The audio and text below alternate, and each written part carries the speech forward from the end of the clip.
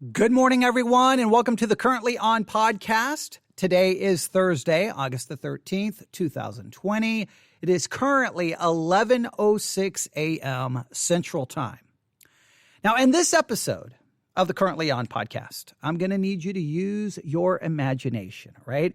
I'm going to need you to imagine yourself in a scene and a scenario that I'm going to describe. I'm going to need you to picture yourself in this scene, in this scenario. I'm going to do my very best to create a picture, and I want you to be able to see yourself in it, all right? And I think people are going to relate to this in different ways. And I think one of the major influences on how that's going to determine how people react, I think the thing that's going to determine how people respond to this scene, this scenario that I'm going to describe, I think what's going to be the number one influencer of how people react is going to be where they were born and where they were raised. If you were born and raised in Chicago, New York, Los Angeles, I think you're going to react in a way that you may not be able to relate. Let's put it that way. Your reaction may be, okay, I guess I get it. What's the big deal? But if you were born and raised in a small town, I think you're going to definitely be able to relate. And I think you're definitely going to have stronger feelings about the scene, about the scenario that I'm going to try to paint for you. So if you're born in a large town, a large city, I think you're going to have one kind of reaction. And if you're born in a small town, if you're born and raised in a small town, you're going to have a different kind of reaction. I think your ability to relate to it is going to be greatly determined by where you were born and where you were raised. All right. And what I'm going to try to do, I'm going to try my best to paint this picture so that at least everyone can at least imagine themselves in the scene, right? I'm going to try to describe this in a way that no matter if you were born in a large city or a small town, you can go, okay, I can kind of get it. I can kind of see myself there. And that I'm going to try to do it this way so that at least everyone can relate to it to some level, because the way you relate to this scene is going to be very important in how you relate to the topic we're going to be discussing, all right? And this is a situation I wish I had a table with a lot of people sitting around it and everyone could throw in their thoughts and opinions, because I think everyone's reaction here is going to be very interesting. And, I'm going to look forward to hearing everyone's reaction who listens to this. So are you ready? All right, here is the scene I want to create for you, the scenario. I want you to imagine that you're on a road trip. Okay, I think everyone can relate to that. You're on a road trip and you're traveling all across the United States of America. You're traveling all over the United States of America. All right. Now, if you're listening in another country, you may not be able to relate to that. But try to imagine that you're in the United States of America and you're just traveling all over the country. And you find yourself in the great state of Texas. And I'm going to use Texas for this because, well, that's where I live. So I think I can do a better job using Texas in this scenario, in this scene, okay? So you're traveling all over the United States of America and you enter into the great state of Texas. And yes, I'm very aware that some Texans, we don't like to refer to Texas as a state. We refer to it as a country, and we like to somehow convince ourselves that we don't actually belong to the United States of America. Yes, Texas, Texans have they're very proud of their state and they want to view it as its own independent country. But that's for a different podcast, okay? So you're entering into the great state of Texas. And as you begin to drive across the great state of Texas, you find yourself going into these very small towns in Texas.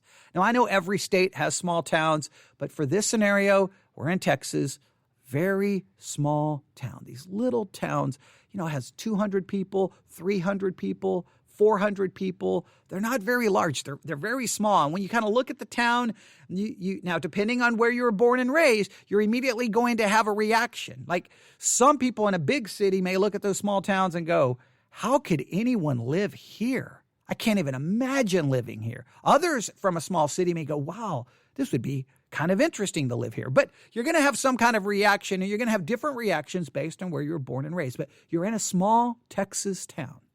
You realize that your gas gauge is, showing you that you're empty. So you're like, oh, find a gas station. You find a gas station. You put gas in the car and you realize, man, I'm hungry. Is there any place to eat around here? And so you go into the quote unquote gas station, quote unquote convenience store, and you're like, hey, is there a place to get some food around here? And they're like, yeah, up Main Street about 2 blocks, you'll see a little diner, a little restaurant.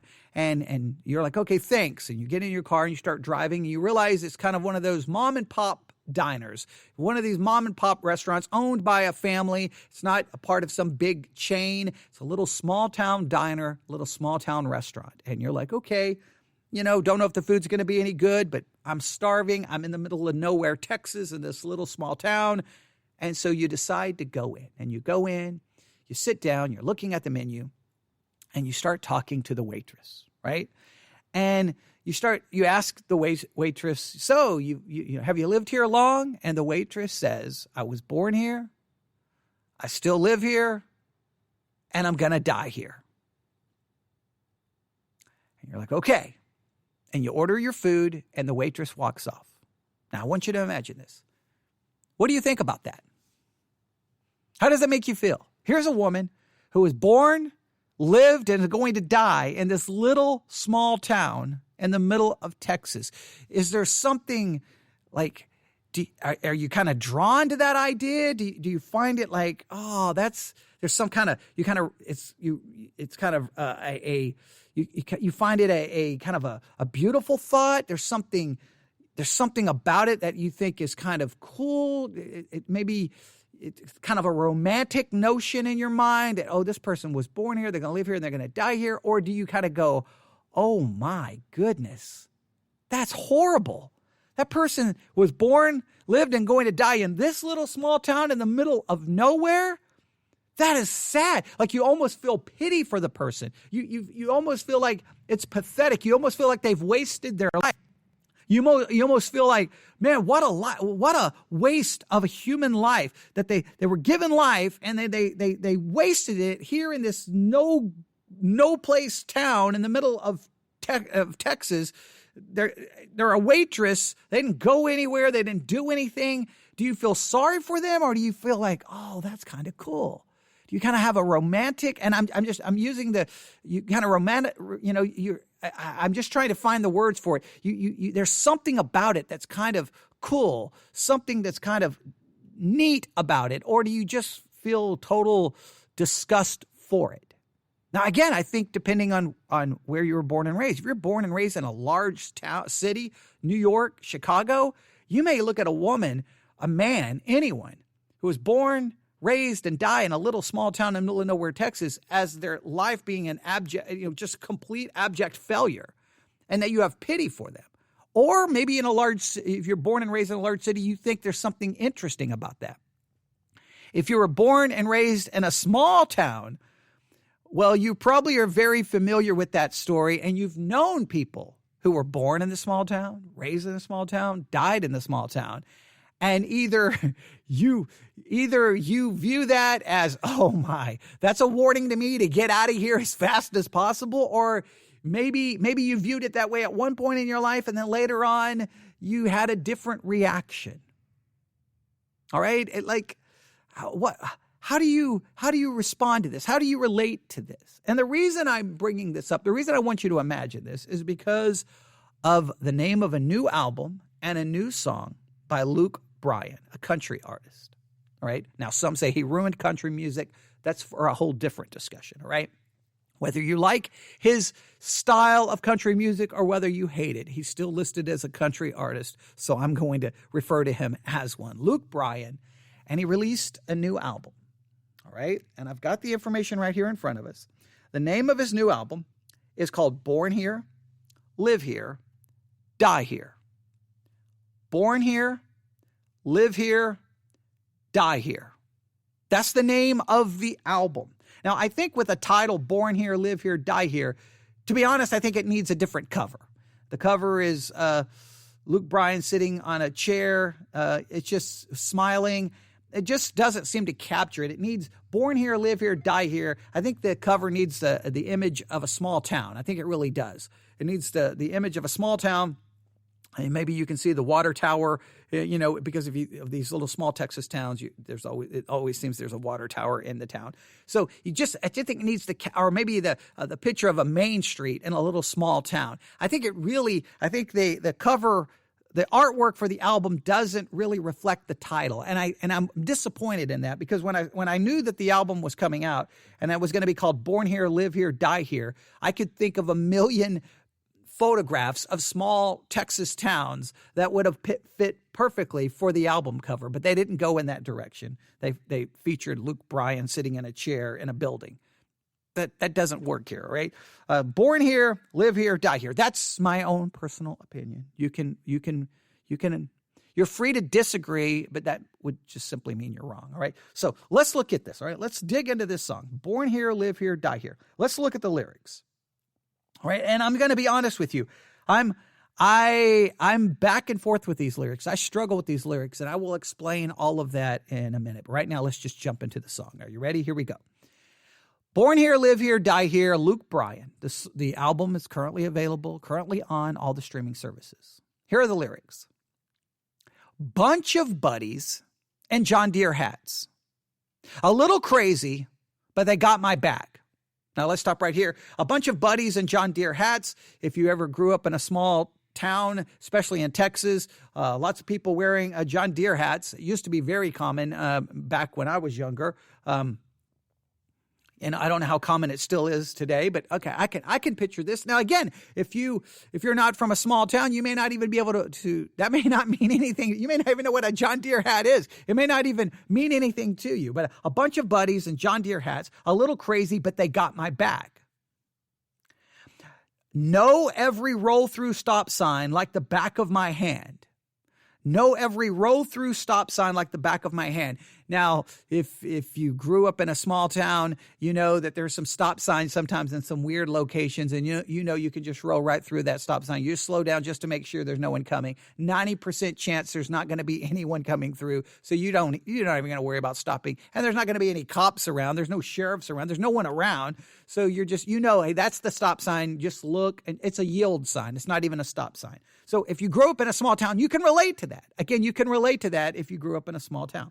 Know every roll-through stop sign like the back of my hand. And every bank where the fish will bite. Now, that's not bank like where you go put your money, but the bank of a lake or a river. If you grew up in a small town, you probably know every bank where the fish will bite. Still like putting a smile on the face of a girl I've known. Okay, let me go back through this. Still like putting a smile on the face of a girl I've known since the second grade. Got a kiss that's sweet like lemonade. Now, if you grew up in a small town, you know everyone in the town. You've grew up with these people since kindergarten, first grade, second grade. You know all of them, right? So he uses the idea, still like putting a smile on the face of a girl I've known since the second grade. Got a kiss that's sweet like lemonade. She's everything I'll ever need. Another reason I'll never leave. Born here, live here, die here. From the roots to the boots to the lay-me-down suit. Yeah, I'm going to be proud to be right here, just like my daddy, and his daddy did too. Ride the same roads, work the same dirt, go to the same church, drink the same beer, born here, live here, die here. Everybody's got to find their place. Some dreams you catch, some dreams you chase. Some people run, and some people stay. Me, I'll always be a born here, live here, die here. From the roots to the boots to the lay-me-down suit, yeah, I'm going to be proud to be right here, just like my daddy and his daddy did too. Ride the same roads, work the same dirt, go to the same church, drink the same beer, born here, live here, die here. I'm going to raise one up in the air tonight for all the folks like me. Here's to the born here, live here, die here. From the roots to the boots to the lay-me-down suit, yeah, I'm going to be proud to be right here, just like my daddy and his daddy did too. We'll ride the same roads, work the same dirt, go to the same church, drink the same beer, born here, live here, die here. And then that's repeated a number of times. Now, there's the song. There's the lyrics. And there's a lot here that we could talk about. And I'm going to relate this to my own struggles here, because that's what I really want to get to. I want to get to my own struggles. But before we do so, we need to at least add some context here, because Luke-Bryan is not the songwriter. He's not the songwriter. So if you really listen to Luke-Bryan talk about the song, he has a different experience, all right? If you go to Spotify and you listen to the song on Spotify, they have a thing called Storyline. And I'm going to read to you what they tell us about the song here, okay? I'm going to go all the way back to the beginning. All right, he goes, this is the song that tells such an important part of my life about where I grew up in Leesburg, Georgia. I thought I was going to be born there, live there, and finish out my days there. Thankfully, I chased my music dreams. All right, so he's acknowledging he did not stay there. He goes, it's so endearing that people are just so content in their world that they grew up in. I love what the song says. So Luke-Bryan, he didn't stay he didn't born there, live there, die there. No, he chased his dreams. He left, but he thinks it's so endearing that people stay in the town where they were born. They were born there, they lived there, and they died there. He says there's something endearing about that. Now, he didn't stay there. He left, but he thinks there's something endearing to it. And I think that that's interesting. He's singing a song almost like bragging about, hey, this is where I'm going to stay. I was born here. This is where I'm going to stay. I'm going to die here. But that really wasn't the case with Luke-Bryan. So I think that that's an interesting, does that impact the way you view the song? It impacts my view on it a little bit, but here's my struggle with it. I was born in Abilene, Texas. All right. Now that's a city of about 19,000 people now. I think it was 108, 107, maybe 100,000 people back then. Okay. It's not a large town. It's a city in Texas, not a large town, Abilene, Texas. But I moved from Abilene, Texas to a little small town about 20 minutes south of Abilene, Texas, called Buffalo Gap, Texas. Yes, that's the actual name, Buffalo Gap, Texas.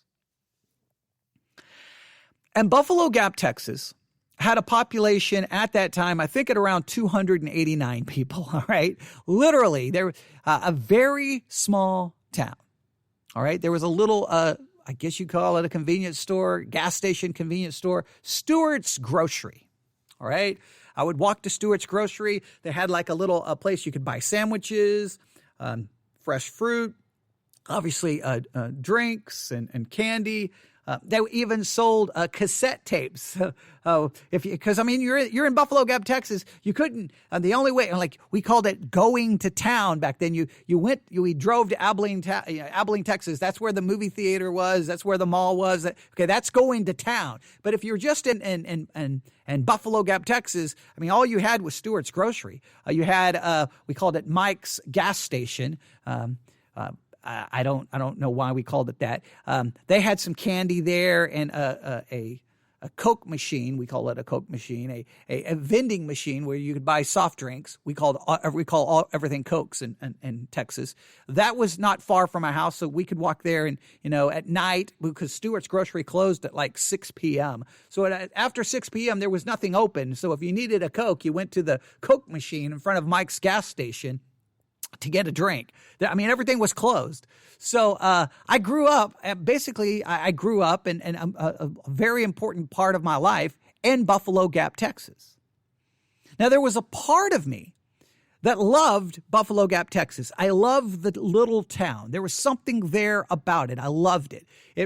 For some reason, when I read Tom Sawyer, even though that town was in Missouri, near the Mississippi River, that's where that story takes place. I was in Buffalo Gap, Texas. I still could somehow relate that town to Buffalo Gap. There was something about, I just imagined some of the same, there was just a sameness to it. I can't really explain it, but there was. And there was a lot of things about growing up in Buffalo Gap, Texas that was awesome. Man, I played on the train tracks. There would be these train cars that they would, set next to the train tracks. We would play in them. We would literally hop the train, ride it out into the middle of nowhere, and then hop off. There was all these places where we could roam and play. Our imaginations would go wild. We played like we were in the Civil War, World War II. We played like we were in a Western, and we were the cowboys, and all of the different things. We ran all over that place. We were able to ride motorcycles everywhere. There were no cops. Nobody cared. We rode motorcycles everywhere. We had a very large portion of land that was getting ready to be developed where they could start building houses. But at that point, there was nothing out there. And we had motorcycle trails all over the place. Got to go all over the place. I mean, it was just, I could sit here and spend forever describing that town. There was something cool about growing up in that town. However, there were other aspects to me that made me despise growing up in the area. That was going to school. Going to school, there are all these kids who are, I don't know, I can't say it in a nice way. I viewed them as hicks. These backwood hicks who didn't know anything about the rest of the world. All they knew was Buffalo Gap, Tuscola, Lawn, Texas. These are all small towns. The school, depending on what grade you're in, the schools were kind of spread out in these different little small towns.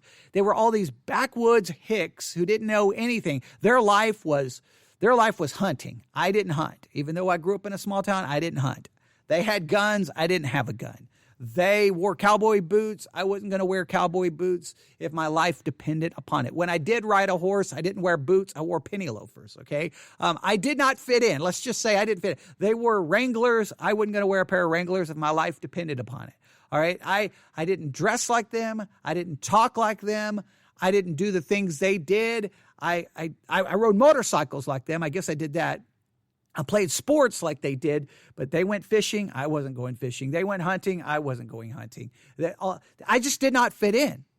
Their music was, George Strait and Hank Williams, and you just, you just name the country artist at the time. Randy Travis. I don't know. I'm trying to think some of the. Charlie Daniels Band. I don't even know. I don't even remember. Obviously, it wasn't my scene at the time. Willie Nelson. I don't know. Whatever they were listening to, it wasn't in my wheelhouse by any. I was exploring the punk scene. I was listening to bands like The Clash. I loved Michael Jackson. I loved to dance. I loved breakdancing. I did not fit in at all. And so high school and school was this horrific experience, and all I could think about is I'm getting out of this place. I hate this place. I may have been born here and I may have to live here now, but I tell you this, I'm not dying there. I'm getting out. I'm getting out of this place. I can't stand this place. I can't stand these people. This place, I hate it. Now, but at the same time, I was conflicted because there was something I had, again, using this idea of a romanticized, romantic view of Buffalo Gap. It was my adventures of Tom Sawyer and Huckleberry Finn. It's where I grew up, and there was something beautiful about it, and I loved my experience there. But I got out. I got out. I joined the Air Force. Boom, I was gone. Now, yeah, I had to still stay in Texas for a while. I had to go to San Antonio, to Lackland Air Force Base for basic training. Then I went to Shepherd Air Force Base in Wichita, Texas. Still another small kind of town in Texas. But finally, I get my first duty assignment, and I'm off to Omaha, Nebraska. Now, for me, that's like I'm going to the big city. Omaha, Nebraska, off at Air Force Base, which is actually located in Bellevue, Nebraska. But man, I can remember driving into Omaha, looking at the skyline, going to all the different, there were multiple malls, all the record stores, concerts. Man, I loved Omaha, Nebraska. I loved it. I felt like when I drove into Omaha, Nebraska, I felt like that I had been set free, that I finally got away from the hicks, the backwoods nonsense, the foolishness. I got away from it. I had been set free. I felt alive. And I cherished every second of Omaha, Nebraska. I really did. I loved it. I cherished it. I never wanted to leave, but of course the military had different ideas. The military was like, hey, we're going to move you. Now you can risk staying here, but your chances are you're gone. Chances are you're not going to make it. So what do you want to do? You've got to tell us what you want to do. I did not want to leave. In some ways, I wish I would have just risked it and see if I could have stayed there, but that wasn't the way life was going to go. So I didn't know what else to do. So they said, we don't know where you're going to end up, or you can just choose. And I said, well, I guess I'll go back to Abilene, Texas. Dyess Air Force Base is there. I guess I'll go back there. My thoughts were I didn't have a good relationship with my father. I'll go back. And so I ended up back in Abilene, Texas. That's where I ended up. I ended up back in that area. Now, I didn't move back to Buffalo Gap, which 20 minutes away, but I was still in the same area. So I was born there. I lived there. I left, then life brought me back, and then a whole set of circumstances happened that then left me there. Okay, because you think I'm in the military, I would have left again, but things got crazy. I won't go into everything that happened to me in the military, but let's just say that didn't happen. And then ultimately, because of everything that happened, medically retired, and then, everything that happened. And so that's probably where I'm going to die. Now, there was a part of me that when I was, 16, 17, if I would have imagined this happening to me, I would have probably, and I'm not joking, probably taken a gun and put a bullet in my head and said that I don't want to live that way. Now I kind of go, well, there are some ways at times I'm disappointed that I didn't get to stay, say, in Nebraska or another big city. But in other parts of me, I'm like, okay, at this point in my life, it doesn't really matter. I think when you're young, it matters more to you. I can't stay here. I got to get out of here. Now, I know for those of you who live in a big city, what difference does it make? Born there, live there, die there. Nobody cares. Nobody views that as like, oh man, you were born in New York, you lived in New York, and you're going to die in New York? Well, that's pathetic. No, you're in New York City. Los Angeles. Nobody views it that way. But if you are born, raised, and die in a little small town in the middle of nowhere, it's viewed as a failure. There's this big world, and this is where you stayed? This is where you're going to die? Like you going back to the scenario I painted, you almost want to tell the waitress, hey, get in my car. You need to escape. We need to get you out of here. We got to break you out of this prison. There's a world out there. You need to see it. You need to experience it. But is it a failure? Is it a failure to stay there? Now, again, Luke-Bryan, he didn't stay. He was born in a little small town in Georgia, and he escaped. He chased his dreams. His musical dreams led him to other places. Now he's an American Idol. He's been all over the world. I don't even know where he currently lives now, but he's all over the place. So he escaped the little small town. He wasn't born there, lived there, die there. So he's singing about an idea that he thinks is somehow endearing, but it's not his experience. So is it endearing or is it not? Here's my take. I think every person, here's the thing. I think every person, let me state it this way. I'll look at it from a small town perspective first. If you live there, if you're born there, live there, and die there, and you do so just because it's just what you do, like it's just your default, position. That's just what you do. You're because you're afraid to risk it. You're afraid to go out there and see the world. You're staying there just because it's comfortable. That does seem a little disappointing. That doesn't seem enduring. That seems kind of sad that you settled for it because you didn't want to risk it. You didn't want to try anything new. You stayed with what was comfortable. That's sad. But if there's something about it that you truly find endearing, something, maybe you have a romanticized view of it, and you think there's something quaint, something beautiful about just staying in that area. You know everyone, you know the town, you know every road through stop sign, you know every creek, every river, creek, tank to fish and catch the fish. You know the best places to go hunting, the best places for camping, whatever the case may be, whatever it is that's enduring to you. If there's something endearing to you, I don't think you should be looked down upon for that choice. I don't think you should be. But if you're living in that situation and things aren't good, maybe poverty or whatever, well then, yeah, it feels sad that you didn't try to risk it to get out to improve your life. But there are people who grow up in a big city and they live in poverty and they live in a bad situation. Why wouldn't they get out? I'll give you an example. When I was growing up in Buffalo Gap, Texas, a family moved in. They moved in from Harlem in New York, right? What they had done is the family had grown tired of the issues in the big city, violence, crime. I don't remember all the issues. They got sick of it. The father of the family took out a map, basically closed his eyes, pointed down, and his finger landed on Buffalo Gap, Texas. I don't even know how it was on the map. And they packed it. They sold everything they had, put it in a station wagon, and moved to Buffalo Gap, Texas, from Harlem and New York to Buffalo Gap, Texas. Talk about a culture shock. They got out. Now, that's just to me as risking, trying to chase something, trying to find a better way of life. That there's something cool about that as well.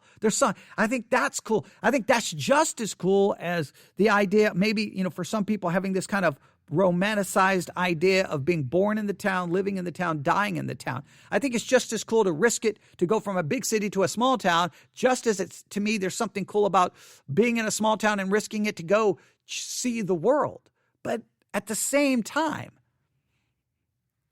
is there something to the idea? Like, now, clearly Luke-Bryan in his lyrics creates this picture of something that he thinks is endearing. Hey, they know this, they're going to work the same dirt, drive the same roads, go to the same church, drink the same beer. There's a sameness to it. Where I'm currently broadcasting from, where I'm currently doing this is a live broadcast, where I'm currently recording this, I'm in the middle of nowhere, Texas. That's where I'm currently at. And here in a minute, when I pack everything up and I'm going to be driving down these country roads in Texas, and I'm going to look at some of the houses and some of the people, they were born here. This is where they've lived, and they're going to die here. Is that a failure? Is that a failure in life?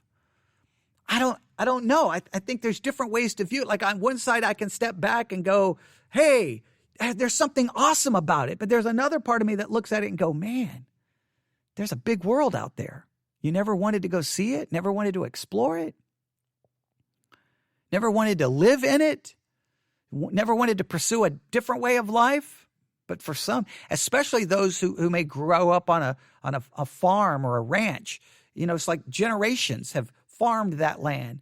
They raise cattle on that land. It's just whatever. But are you just there because you're kind of trapped there? That doesn't seem like that's not a pretty picture. That seems kind of discouraging. So what's your reaction to it? My reaction to the song is I'm just like, oh, like there's a part of me there's that young part of me that's like, oh, no. I don't want to be born there, live there, die there. No, that's nothing good. Get out. Run while you can. And there's a part of me that says, trust me, I am glad I got out. I needed those 10 plus years away. I needed it.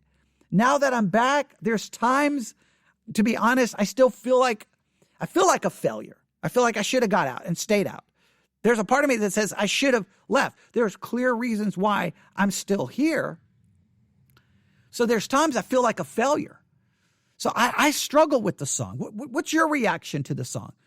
Born here, live here, die here, Luke-Bryan.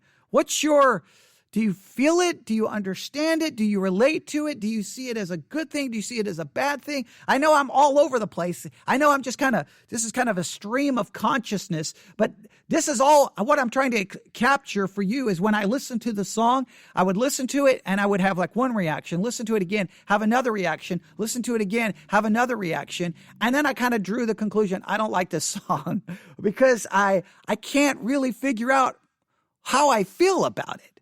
And then when I read Luke-Bryan talking about the song, I go, well, hey, this kind of captures where I grew up, but hey, I got out. I chased my music dreams. I got out. But hey, I think it's enduring for the people who stay. Is it? Some people stay, and I think in the lyric, he does make the choice. Some people stay and some people chase their dreams. Well, so if you don't, can your dream be to stay? Does that make it less of a dream? But can it be a dream if it's already what you have? Give me your thoughts. Let me know your opinions. Luke Bryan, born here, live here, die here. I'm still conflicted.